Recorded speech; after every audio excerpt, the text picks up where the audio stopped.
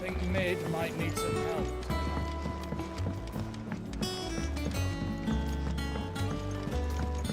Well, here, Sid. Reckon you might be just the man to help me out of a bit of bother, if you've a mind to. Let's hear it. Well, it's about this alembic the chief's got me making. Lovely bit of kit it is. Bung in a solution you want splitting, and it'll separate it out, just like that. Problem is, it won't always get rid of all the impurities. And with some of the stuff we need it for, that ain't good enough. Which is why I've been looking for something to filter the liquid we'll be cooking off. And that's where I was hoping you could help me out. I imagine Ty could get some use out of this alembic too. Distilling medicines and the like. All right. Why not? Proper job! So what exactly do you need for this filter? Nothing but bomb ash'll do, says the chief. Gave me a sample she'd obtained from the university stores. Couldn't believe my eyes. You pour the blackest blight water through it, and it comes out clear as a mountain stream. So, I did a bit of reading about where I might be able to get hold of some. And do you know what I found out? It's only the blimmin' bones of a bomb king. They leave them behind when they die, see? I take it that's where I come in. If you wouldn't mind. I saw a billet on the hunt board for one just the other day. Would have gone myself, but, well, fighting dirty great balls of flame isn't exactly my forte. You, on the other hand... All right. I'll see what I can do. Thank you kindly. And good hunting, eh?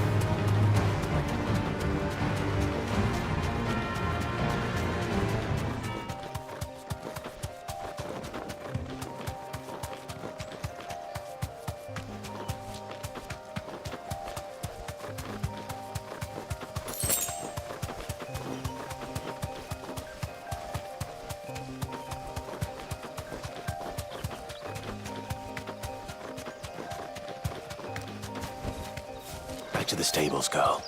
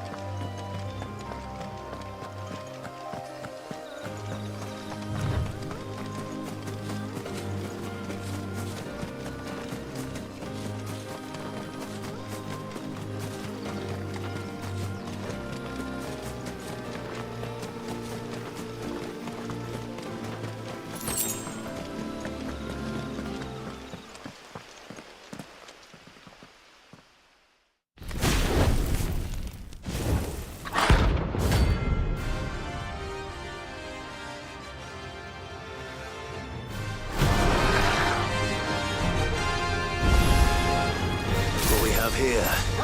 Greetings, Your Majesty.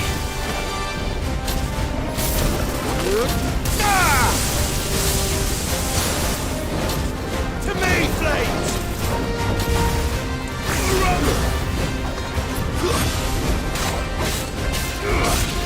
Get him!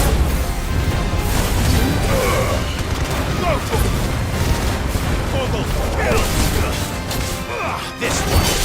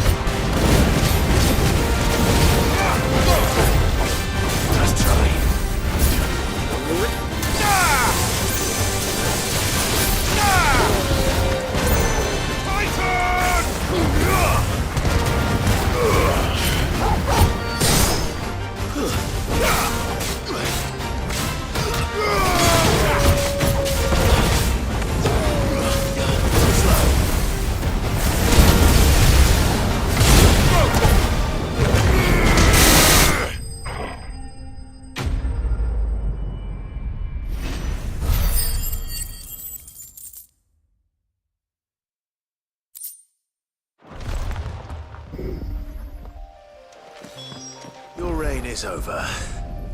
Now to collect the act. This looks like the stuff. Let's see if there's any more.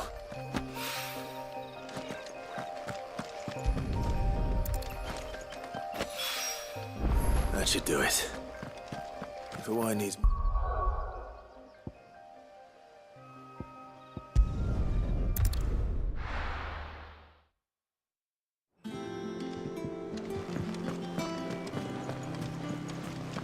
Is that the thing Tomes helped?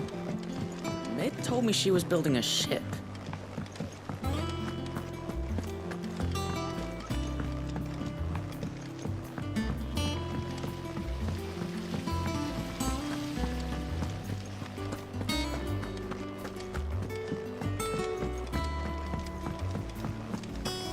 Think Mid might need some help.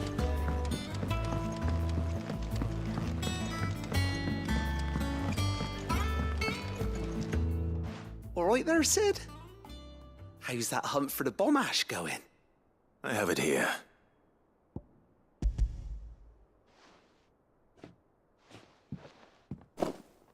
That's the stuff. And plenty of it, too. Enough to keep the Alembic bubbling away for a good old while. You're a gent, Sid. Let none say otherwise. Right then. Let's get this contraption up and running.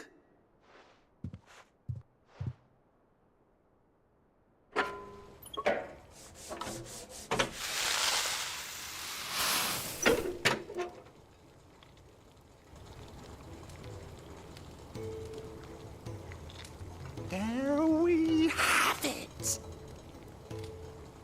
The Telemon Alembic. And it works just like the chief said it would. Very impressive. Says the man who cut down a burning boulder. Speaking of which, I still haven't returned the favor. There's no need. The good it will do for the hideaway is reward enough. Don't be silly. Why don't you let me take a look at that bag of yours? The one you keep your potions in. Reckon I could work some magic on that, huh?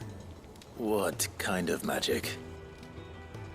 Well, we happen to have isolated a substance in our test run of the Alembic that I reckon will make even the toughest leather supple as anything. Thought we might use it to breathe new life into old boots and the like. Save the hideaway a few gil. But I reckon if we slap a bit on your bag, it'll loosen it up enough for you to squeeze in a bottle or two more. Well, it can't hurt to try, I suppose. That's the spirit. Leave it with me. I'll only be a mo.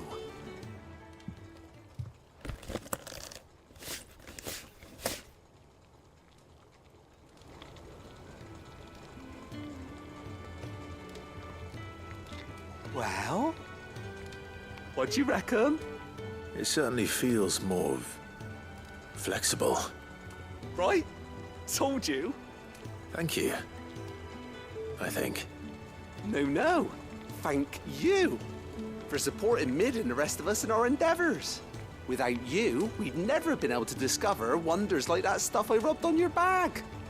And I'm telling you, there's plenty more where that came from.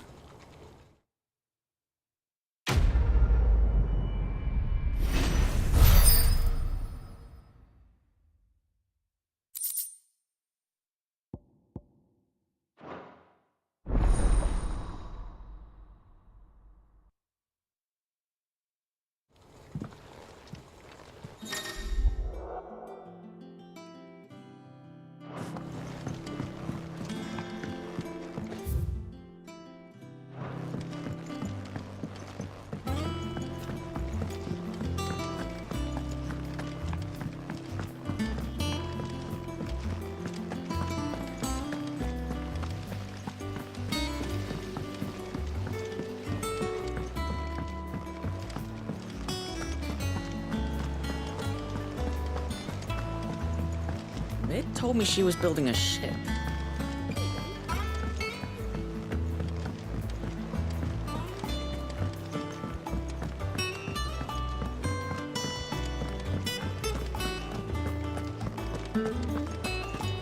He cracked the crystal too? You're joking.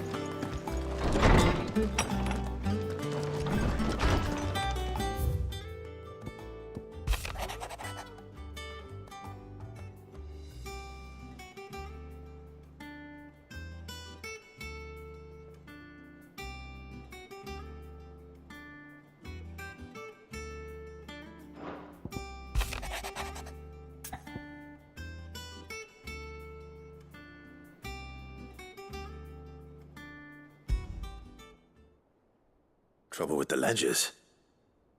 Shouldn't he be asking Otto for help?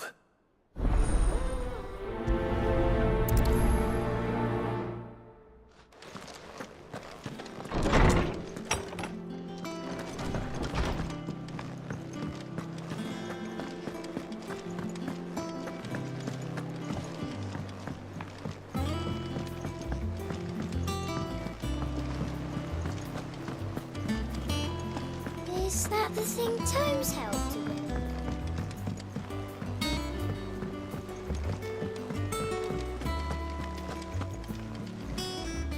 Clive, did you get my letter? That's why I'm here. Shh. Otto might be listening. Is this better? A little. Listen, I've some bad news. It turns out the hideaway may be slightly behind in its payment to certain lenders, and it may be my fault. But I swear to the goddess, I thought I had the numbers square. Sadly, that square turned out to be more of a circle. 0, you might say. I can straighten it out, I swear, but it's gonna take some time, and I'm gonna need help keeping it from Otto. Bit late for that, I'd say. There you are! What a surprise! So let me get this straight. You forget to pay our lenders what they're due, and instead of coming straight to me, you get Clive to come to you. And I hope he'll dig you out of the hole you've dug for yourself. Clive, the man in charge of the place you've been cheerfully trying to bankrupt. And you thought this was a cunning plan. Why? Well, who needs paying? Oh, just Martha. And the dame. And, well, Lady Karen. But only 500 talents. We owe 3 of our most trusted friends 5 million gil. Each. 5 million each. They lent us the bulk of the money we used to rebuild the hideaway, you see, and, well, I must have made some sort of oversight. Those ledgers were my responsibility, but it was my decision to entrust them to you. This is my fault. Do we have that much to hand? I can always ask my uncle. No, we don't. And no, you won't. We've lightened Lord Rossfield's purse enough. After the king's ransom we had off him, he deserves better than to see our begging bowl. Besides, we'll need to learn to stand on our own if we're gonna make this work. All right. But that doesn't mean you have to shoulder the burden yourself. Is there anything I can do to help? There might be. How'd you fancy taking these to Martha and the dame? Rocks. Rocks, he says. Worth 1,000 talents apiece, these are. A little something Sid and I set aside for when times got lean. And I reckon 15 million in overdue debt probably qualifies. I just hope our associates' eyes are a bit more discerning than yours. I'm sure there will be. Should be me making the rounds, really. But you know how it is with this place. Orders to bark, arses to wipe, and all that. I know. Which is why I don't mind going in your place. Go. Do you know why I only gave Master Clive here 2 star rubies? Because you'd rather Lady Karen killed me. Because I'd rather Lady Karen killed you. Yes. Well, I suppose this is goodbye then. Don't worry. I'm sure Karen will understand. Really? Do you think so? No, I don't.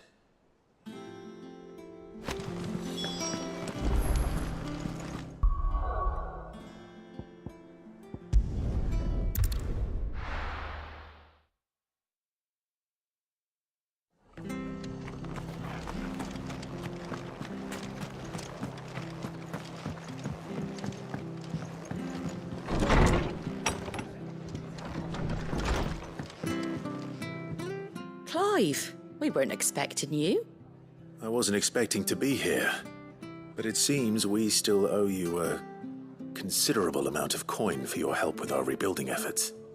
And though I doubt it's what you were expecting, we were hoping you'd take this as payment.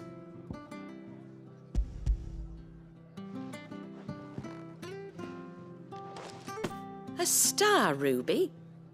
I can't accept this. It's worth at least twice what you owe me. More if you can find yourself the right buyer. Think of the difference as interest. Interest?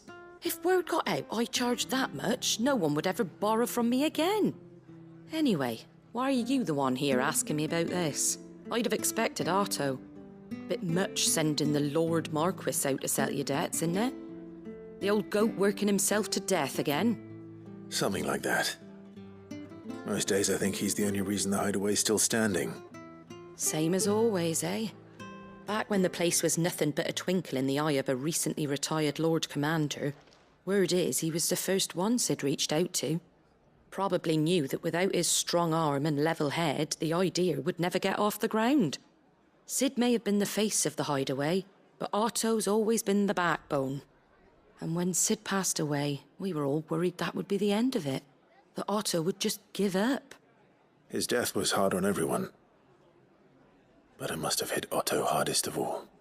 But he didn't give up, did he? Quite the opposite, in fact. If I recall, he was the one who nominated you as Sid's replacement, and rallied the rest around you. I reckon what he saw in Sid, he saw in you too. And don't we all? Doesn't hurt that you're half as stubborn and twice as handsome, neither. That, and you keep good company. I suppose I do.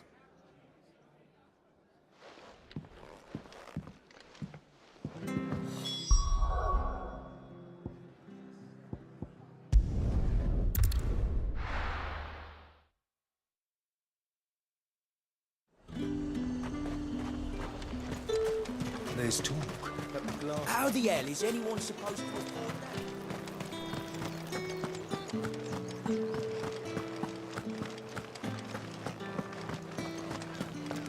Did you hear? The gates to heaven. I want to see you again. It's all right. What am I going to do without Sweetwater and oil of talc? Milady, I come bearing gifts. Gifts? Whatever is the occasion.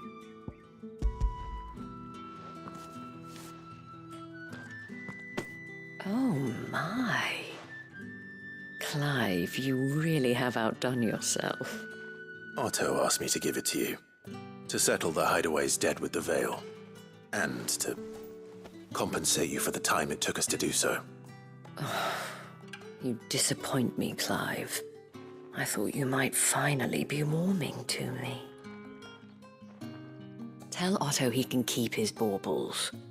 I tried to tell him as much the first time around. The man owes me nothing, nor does the Hideaway. My contribution to the restoration effort was made freely and willingly. It was the least I could do. You once told me Sid did you a kindness. I'd like to do the same. Please, accept it. For my sake. And for Otto's. For all of us. For all you've done. It is rather fetching, isn't it? Very well. Otto is lucky to have you, Clive. I doubt anything could ever replace his son. But you and the others at the Hideaway are the closest thing he has to family. Otto had a son. Long ago, yes. Sid told me Otto lost him when he was just a boy, and blamed himself for not being able to stop it. I don't know how it happened, whether there was anything he could have done, but it was clear that it weighed heavily on him. I didn't know. How could you have? I doubt anyone did. Besides Sid, I've never met a man more keen to bear his sorrows in stoic silence. An ill habit, given that both have always been surrounded by friends desperate to help them. I'm beginning to see that.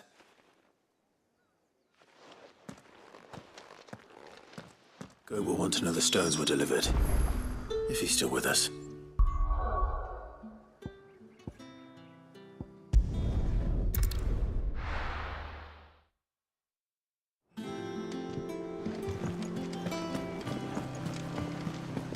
Is that the thing Tomes helped?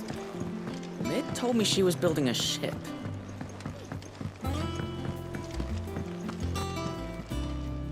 Goat. Still alive, I see. So Lady Karen accepted the ruby. About that, I tried my best, but she was just too stubborn to take it.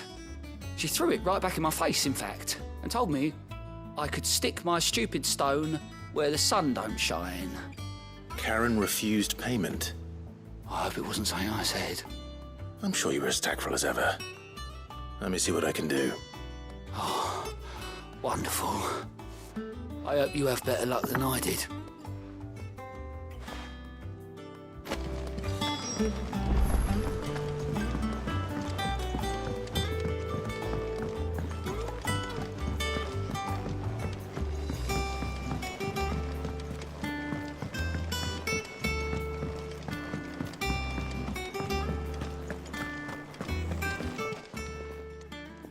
Lady Karen, Goad tells me you weren't happy with our offer. Would you prefer the debt was repaid in coin? What debt? I don't recall lending any of you lot me hard-earned gil. I may have tossed a talent or two in the Hideaway's coffers, but those were donations, and you can hardly call it charity if you go asking for it back. Of course not. But one good turn deserves another. And our circumstances have changed. Surely you wouldn't shun the gratitude of a pauper who happened to have become a prince. Oh, so you're a prince now, are you? Fine. But I'm selling it and taking what I'm owed, then you're getting the rest whether you like it or not.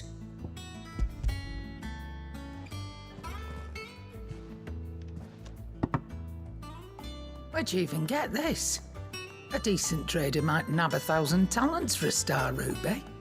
A canny one, meanwhile, might claim it were nicked from the belt of Sid the Outlaw himself and ask twice as much. Might be I already have a buyer in mind.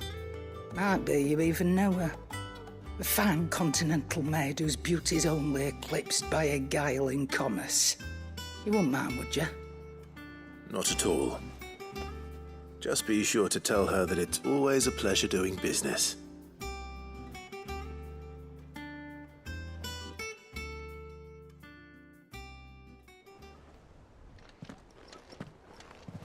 I hear you ended up delivering all 3 stones. Thanks to this lump. I sometimes wonder what I pay you for. Speaking of which, I still haven't been paid last month's wages. Oh, so you remember what's owed to you then? Get your ass behind that disc of yours and don't get up before those ledgers are square. Right away.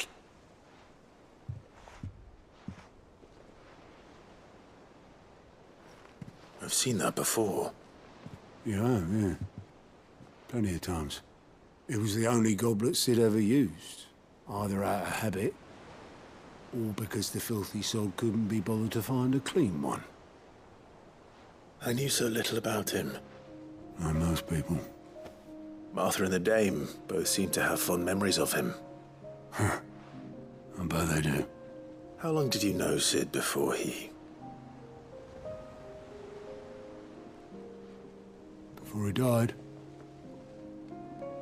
20 summers, give or take.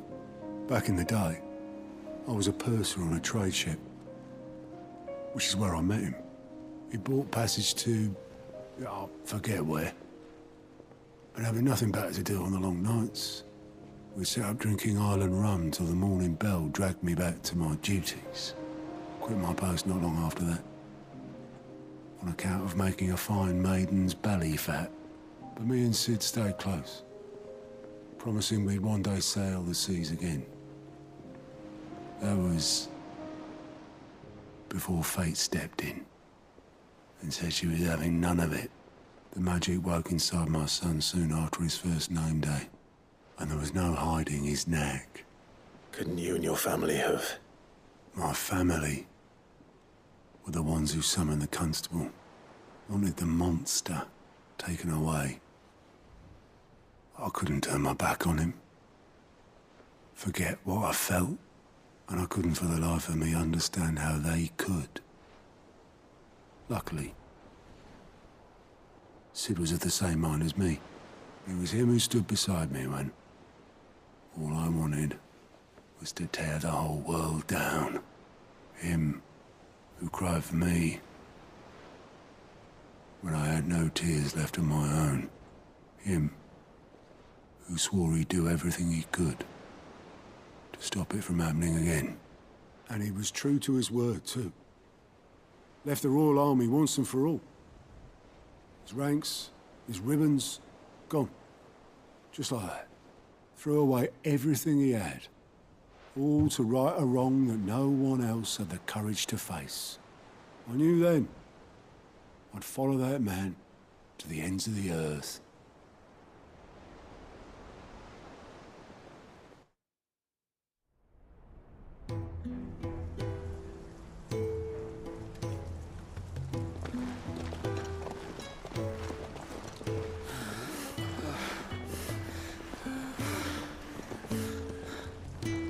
He was always too clever for his own good, was Sid.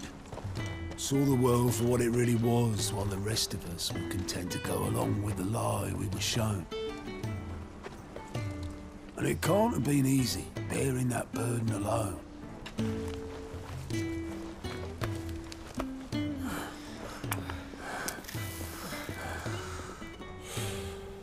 But he didn't let it stop him.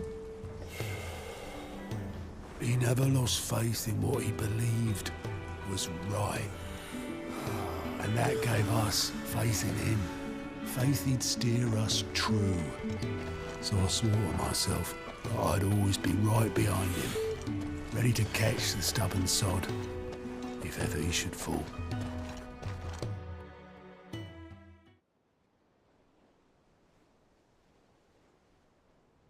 But I couldn't even do that.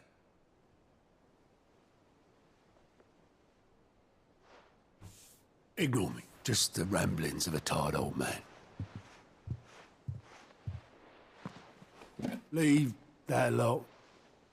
I'll tidy it up in a bit.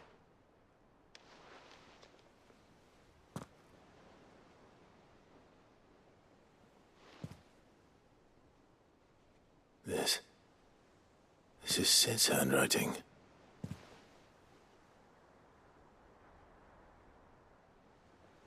Dear Otto. I may be drunk, but I wanted you to know this place would be fucked without you. I love you, you grumpy old sod.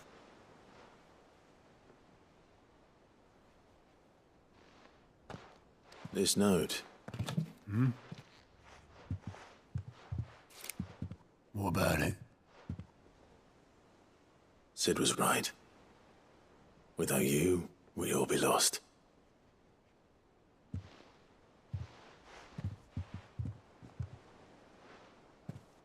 He should have bloody well said so then.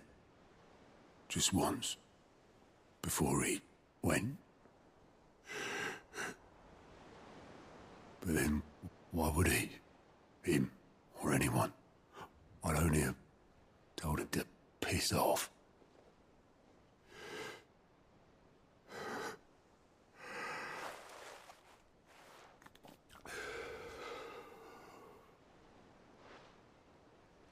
You're wrong, though. Both of you. It was never just me keeping the hideaway afloat. It was all of us. I just shoved people in the right direction, and I barely seem to be able to do that anymore.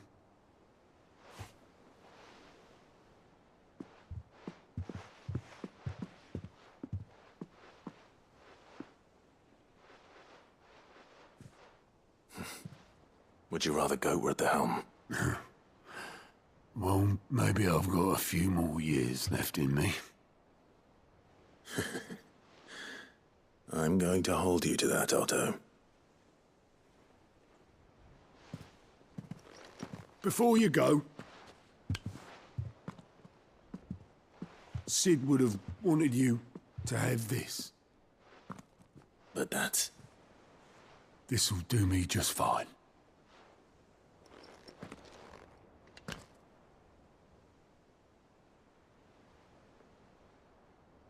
Thanks for the ray of sunshine. I'll see if I can't pay you back. Already have.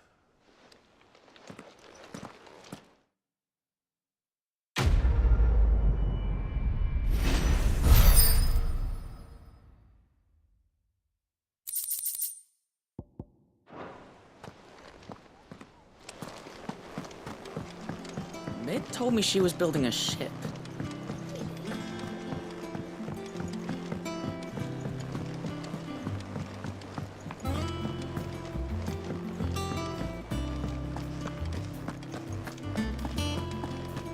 He cracked the crystal too.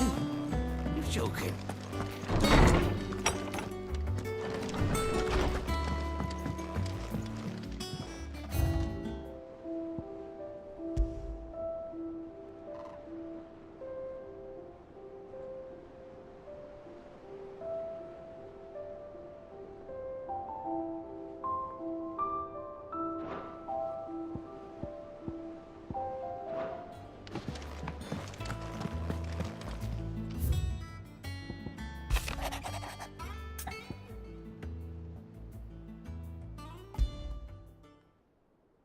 What could be wrong with Torgor?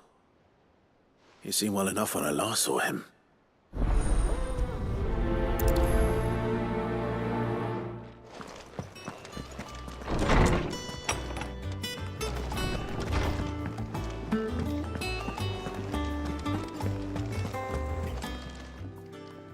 I got your note. You think something's wrong with Torgor? So you can read.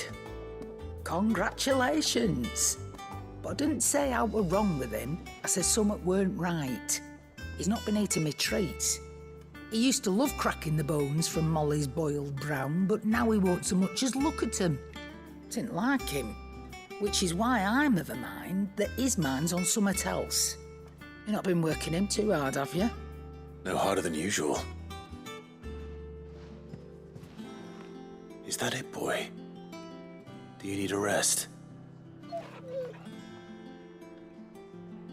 What was it you said he was? A frost wolf? That's what the lawsman seems to think. Then maybe this all has something to do with whatever it is that's woken inside him. I suppose things have been different since Rosalith. Perhaps Hippocrates knows something. Instead of everything, you mean? Perhaps.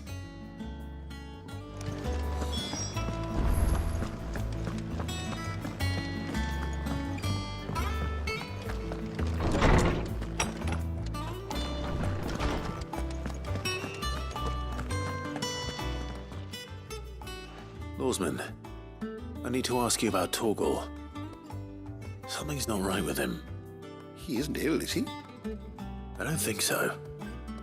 But according to Lady Karen, he seems to have lost his appetite, which is certainly a new development.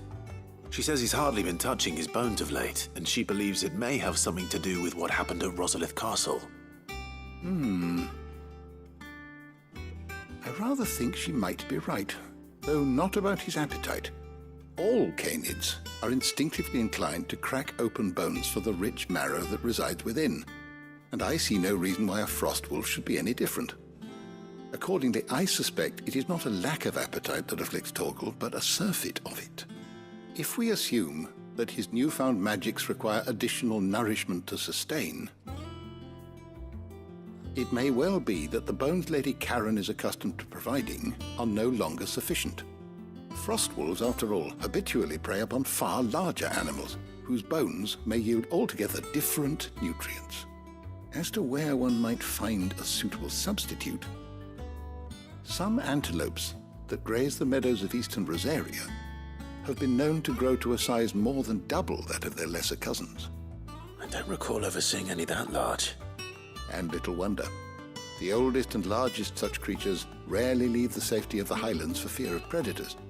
The last elder antelope sighting I recall hearing about took place near Cressida, and that was long before the village was abandoned. Even so, it seems like a good place to start. Good hunting, Clive.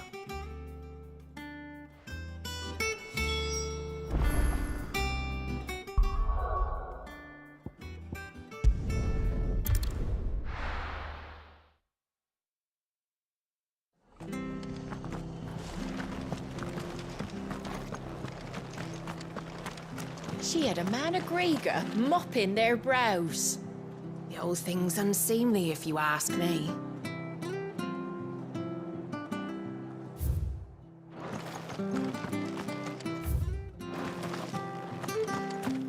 Please, teach me how to fight.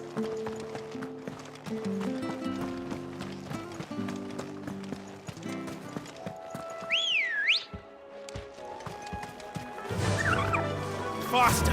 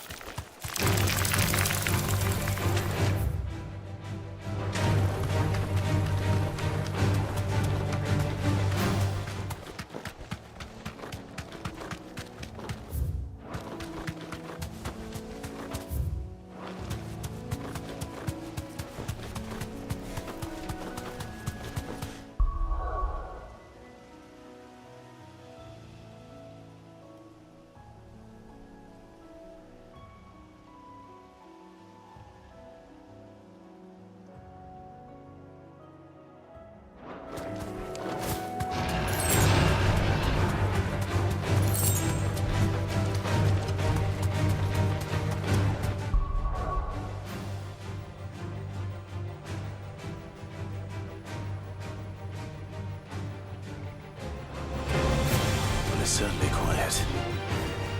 If I were a giant antelope, it would seem like just the place.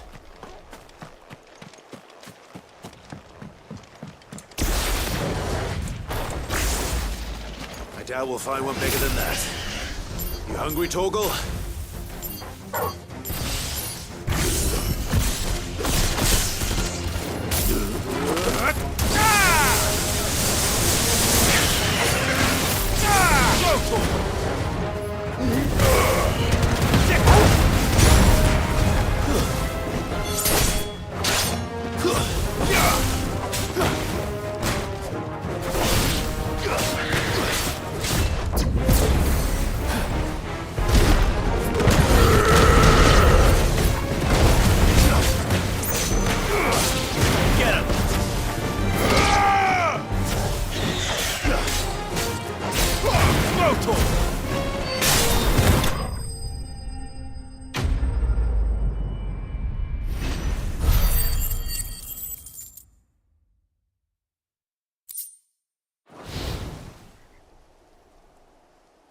Now,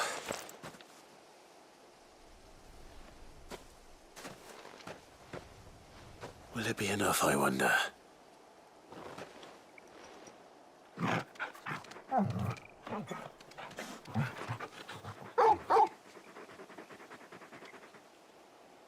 I say that answers my question, which means we owe the lawsman our thanks. You're just a big puppy, aren't you? A very big puppy.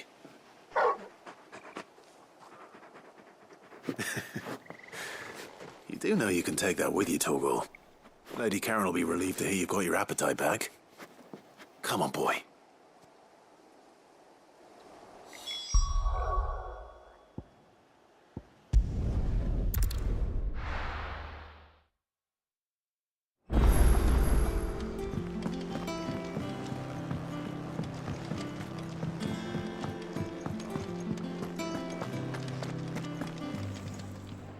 I noticed you and Torgal had gone off somewhere. Take him for a walk, did you? You could say that.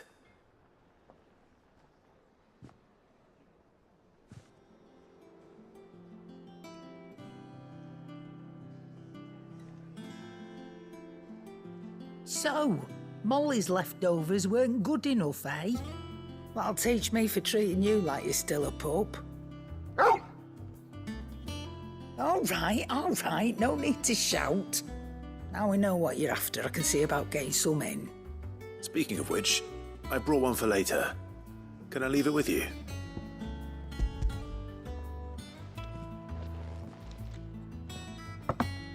You can, aye. They're nice like that. In return, you can thank Tomes for me. The bloody know-it-all. I was just on my way to see him.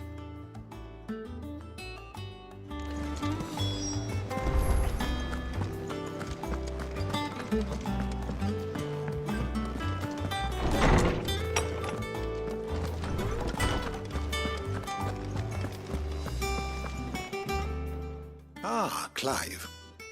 Were you able to locate your quarry? We were indeed, Lawsman. You pointed us in exactly the right direction. And Torgal's been a very happy hound ever since. Very good, very good. Lady Karen sends her thanks, by the way, for your part in solving the mystery. Ah. But that reminds me. After your last visit, I found myself pondering Torgal's talents. Do you recall our conversation concerning Lady Jill's role in Torgal's transformation? About how she somehow woke the power within him. Precisely that.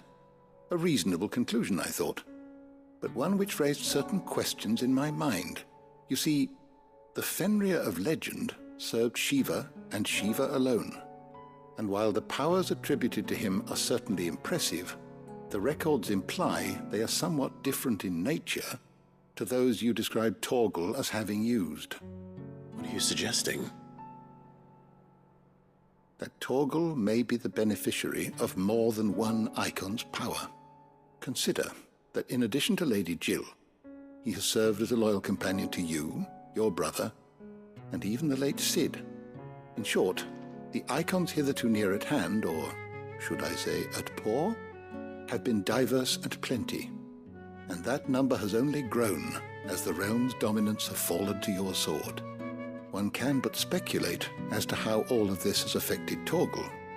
He has seemed more fierce of late. And if I am not mistaken, he will grow fiercer still. We are fortunate indeed to be able to count him amongst our allies and not our adversaries. Oh, he's more than an ally. He's a friend.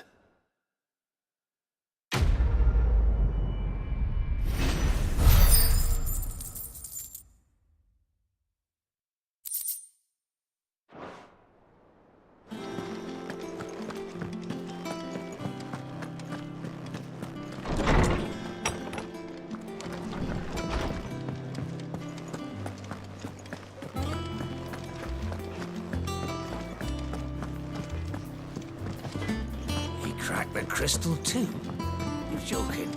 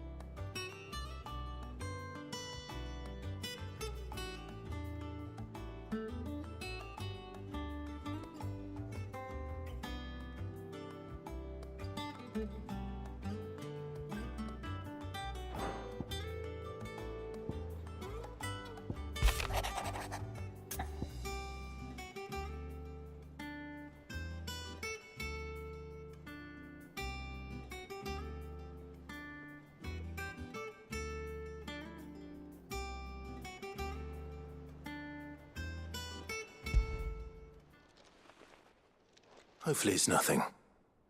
But I should speak to Blackthorn just in case.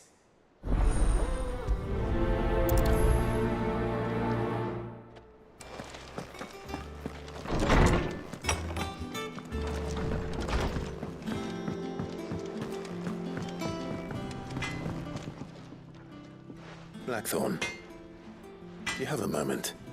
Not really, no. This won't take long. I just wanted to ask how you're getting on. August was worried about you, that you might still be doubting your craft, even after learning the trick of that cuirass. Is there something else weighing on your mind? Perhaps sharing your thoughts might help. That bastard's like a dog with a bone. Still, you've got a keen eye, I'll give him that. He's just, well, Karen showed me something. Something I've never seen before. And that was? A sword. An odd-looking thing with a single-edged blade. The metal itself wasn't anything to write home about, but fuck me. The edge on it. You could slice a man clean in two with a weapon like that, and he'd be halfway home before he even realised he'd been cut. So that's what's troubling you. No. Not troubling me exactly. More distracting. Can't stop thinking, how do you get an edge that sharp? It's driving me mad. And if you knew how to do it, we could arm the curse breakers with even better blades. That's about the size of it, yeah. I'll see what I can find out. Sharper swords are always welcome. And we can't have our master blacksmith being distracted. You're a soft touch, you know that. But I can't say I'm not grateful for it. Good luck, eh? Thank you. Let's see what Karen knows about this sword.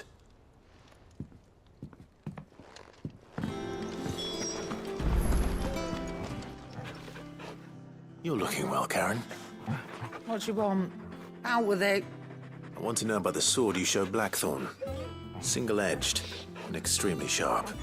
Running around after him again, are you? I suppose I am, yes. But I need to help him find out how to work an edge like that.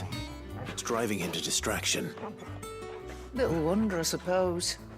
There's not many like that make it as far as the twins, and those that do go straight into private collections. Which made it nice and easy finding a buyer. Can you tell me who bought it? Where is it now? You think I tell people who my clients are? Suppose you're not likely to go nicking him off me, are you now? Fine. If you stop mooning at me like that. Lord Ignac's the man you want. Dalmekian bloke. Collects weapons and the like. And he's got more money than sense, which is why he's one of my favourite clients.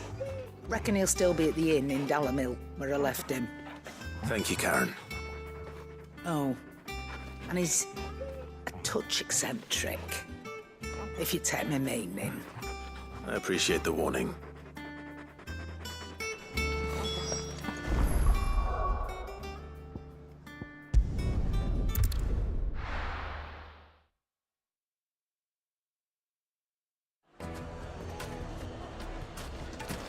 People take notice of wealthy men. Shouldn't be too hard to track down Karen's collector. Gone. The whole Mother Crystal gone.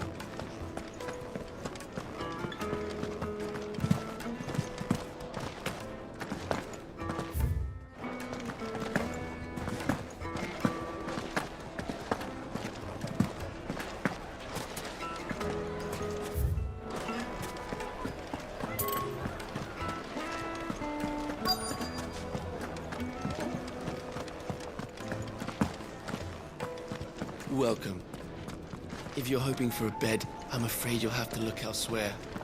One of our wealthy patrons has purchased the use of every room, hoping to keep out the riffraff.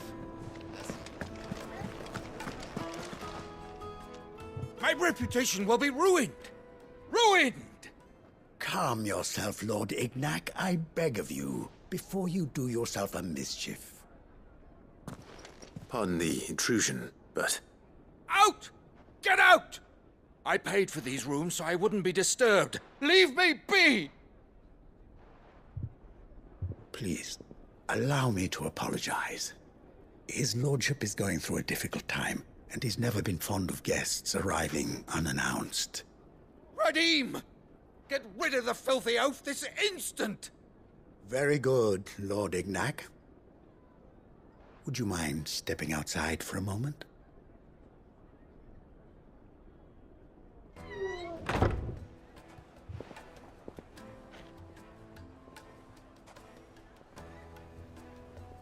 I'm sorry if I've caused you any trouble. That? Oh, no. That's just how his lordship is. Though the morning's events have left him somewhat fractious. He has been dispossessed of his luggage, you see. The thieves also made away with a considerable amount of coin. Coin the innkeeper will soon be keen to collect.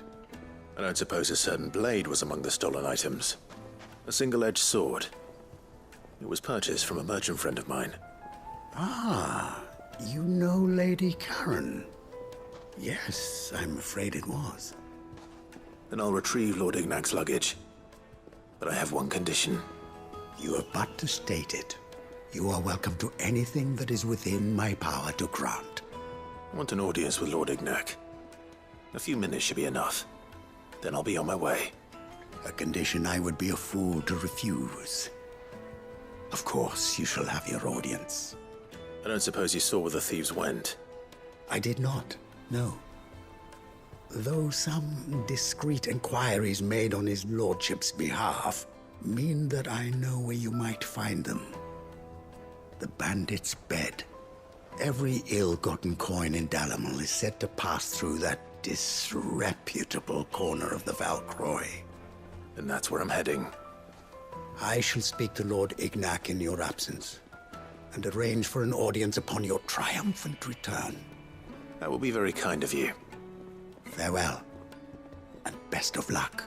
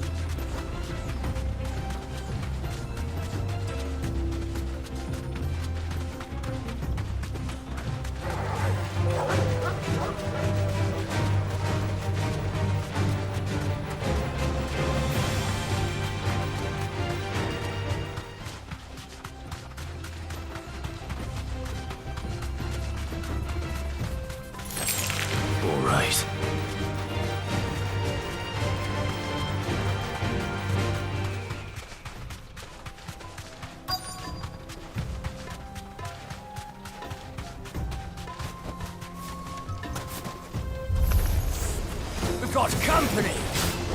Come on, lads, let's tear the bastard's head off!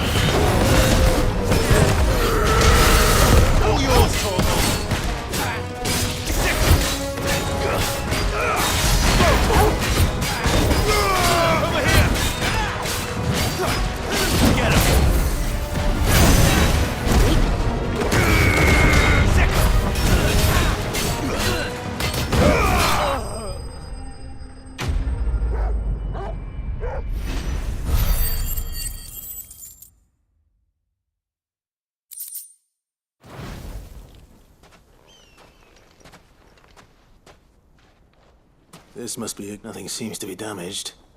All right. Let's get it back to Dalamil.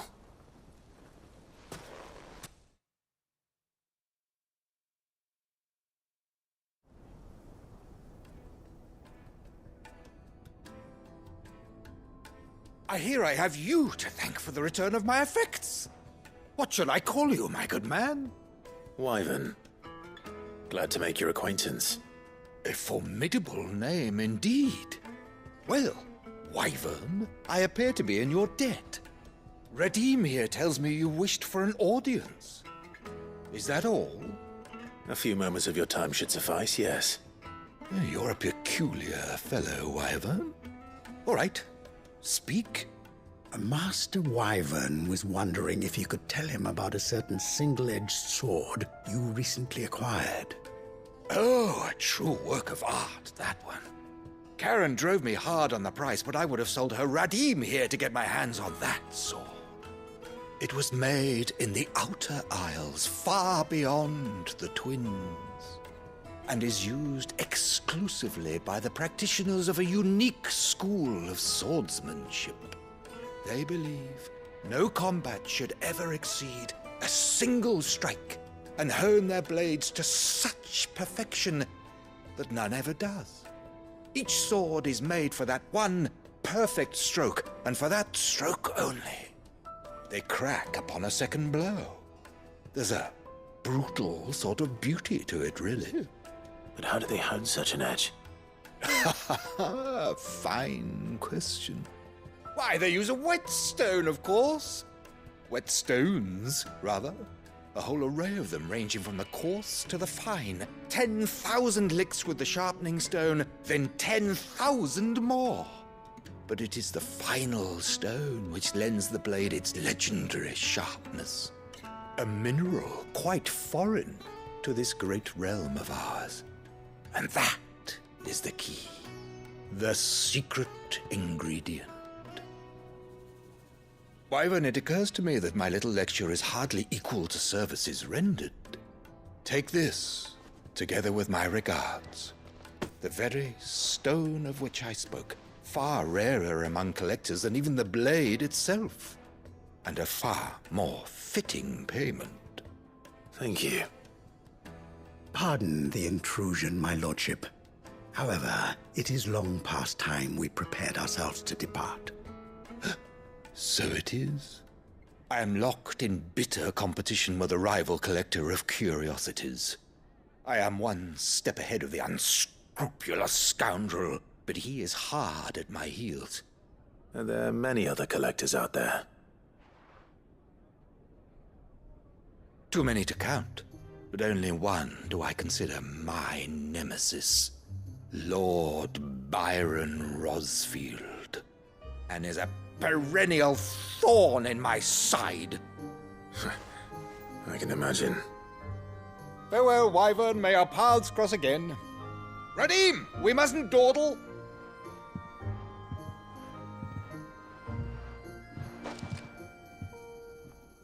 I think his lordship is rather taken with you, Master Wyvern.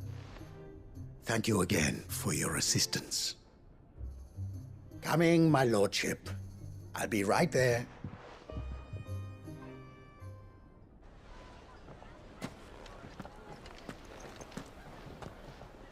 Trust Uncle Byron to find such an interesting rival. Now, let's see what Blackthorn makes of this whetstone, shall we?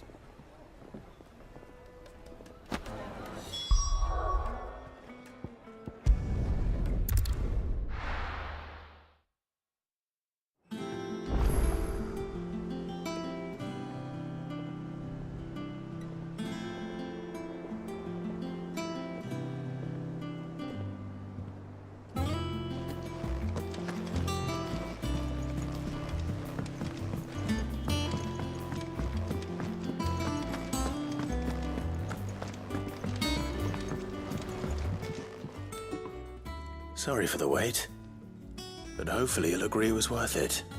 You learned something about that sword, then? I did better than that.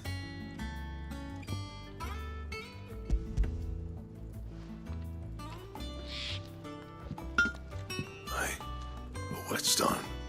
Yes, but not one you'll find anywhere in Valisthea.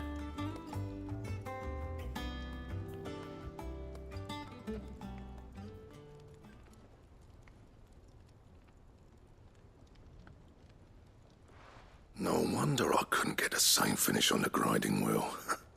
One hit and all done, eh? Might not be so bad if all you ever fought were duels. But good luck on the battlefield. Your second opponent would be your last, no matter how good you were.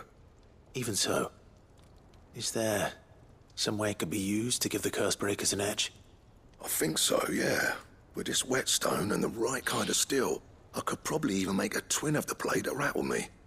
But there'd be no replacing this little rock once I worn it down to a sliver. I reckon we get a dozen swords from it, if that.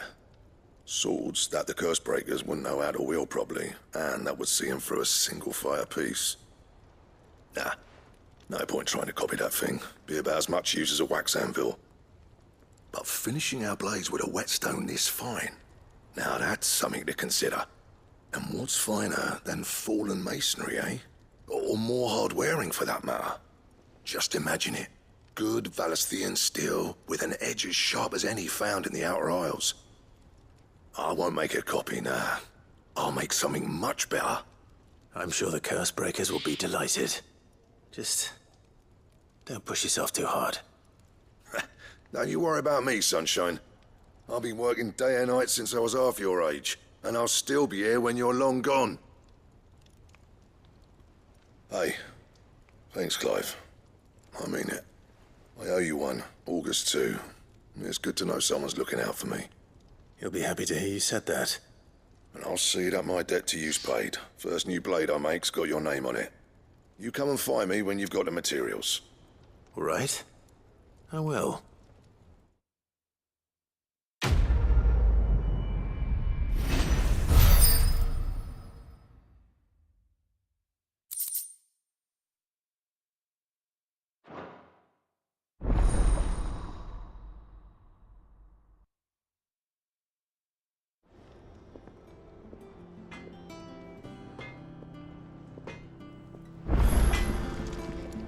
What do you need? A Sangfordian, do you? Should last you a good while.